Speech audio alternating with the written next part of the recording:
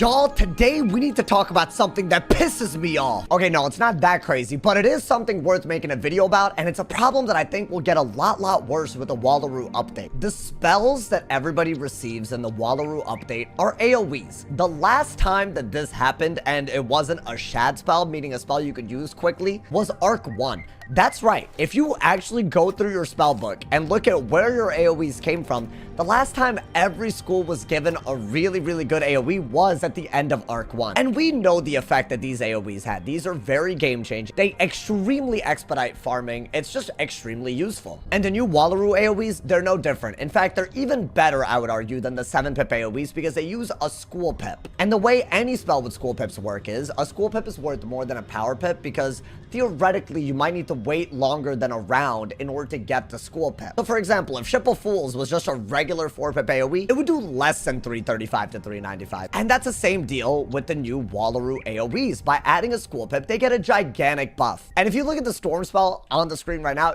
you can see what I'm talking about. These are fully gonna change what people do in PvE for the foreseeable future. However, I have some big issues, specifically in PvE when it comes to Arch Mastery. I think a lot of people know where I'm coming from. In order to get school pips to cast spells that require them, you basically need an Arch Mastery stat. And while Arch Mastery as a rating will compete against the opponent that you're going against, let's say that you're with somebody else, right? Let's say that they don't have a deck that gives them 58 Arch Mastery rating. My choice to run Arch Mastery rating will lower their Arch Mastery. Meaning, let's say that I set my pips to death because I wanted to do a first turn Ship of Fools. I will get my death pip first round because I'm running Arch Mastery. The person that's with me will not get their school pip on the same round if they don't run the same amount of Arch Mastery. That's currently how this system works. I think in team environments in PvE, it is one of the stupidest systems ever because I would argue that they added this because they wanted everyone to actually want to get Arch Mastery. But really, what ends up happening is people will always take the path of least resistance, which is not changing their stats at all. And you end up with a really stupid scenario where the person running the Arch Mastery is the one that's throwing because you're preventing everyone else from getting a school pip. Considering the impact the AOEs that we all collectively got, like every school, considering the impact of these spells, I want to say that these new spells are going to be actually just as impactful, especially if we have challenges to meet the insane damage that they offer. And I would argue that the big advantage of them is that you could do them first round, right? They're 5-pip AOEs. You start with 5 pips. But the second someone runs Arch Mastery on your team and, you know, there's even one person that doesn't, the whole scenario gets screwed over, right? Not everyone can first turn 5-pip, you know, AOE right away with their Wallaru spell. I think they need to absolutely change that feature. I feel like it's really stupid that you compete with your teammates in any way with any stat. Believe it or not, I'm pretty sure that shad rating works in a very similar way.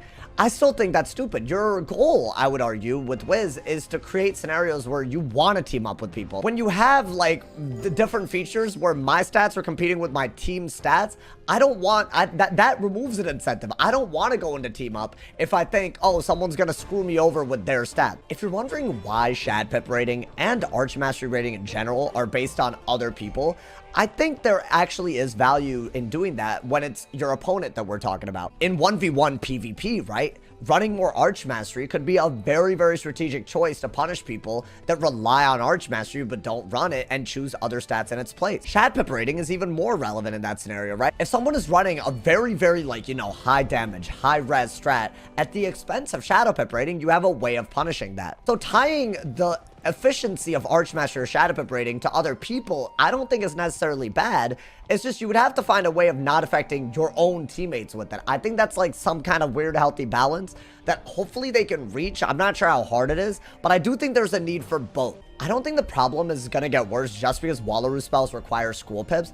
There's also a jewel audit where they're adding a new jewel that gives Arch Mastery. And the Arch Mastery jewel that we're talking about is on a triangle jewel, which means if you're PvEing, right?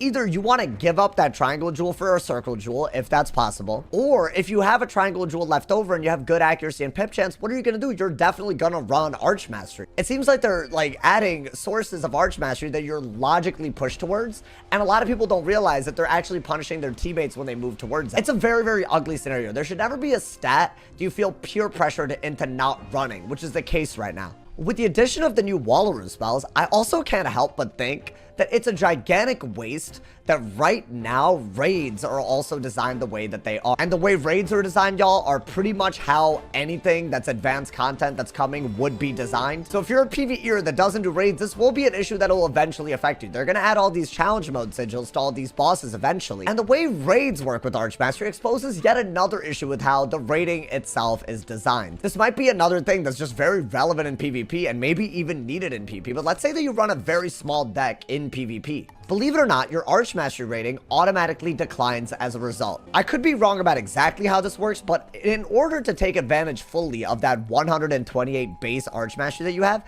you need to run a full deck. If you run a deck like this, right? I mean, I don't know why you would, but let's say you ran a really cheesy ass 3-row deck. This used to be a thing. Maybe you could just always do the same sequence of moves by running a small deck, but you wouldn't be able to use Archmastery. Maybe that's relevant in PvP, but in raids, you kind of need to run a small deck, right? You are going to be running a similar sequence of moves in order to do it. In a hard mode, challenge mode, combat situation in PvE, you're probably going to want to run a small deck. But the second you run a small deck, you can't use anything that uses school pips quickly enough, which means the Wallaru spells are also probably not going to have that good of a place in a challenge mode where all that damage that they do would be especially relevant. I went through almost all of Wallaru without using any of the Wallaru spells. I think they might change the difficulty of it, but let's say they don't change the difficulty, right? Then I would argue the only real use for these new AOEs are things that they actually add as a challenge, right? But I can't do things that are challenging with decks that are filled to the brim. Therefore,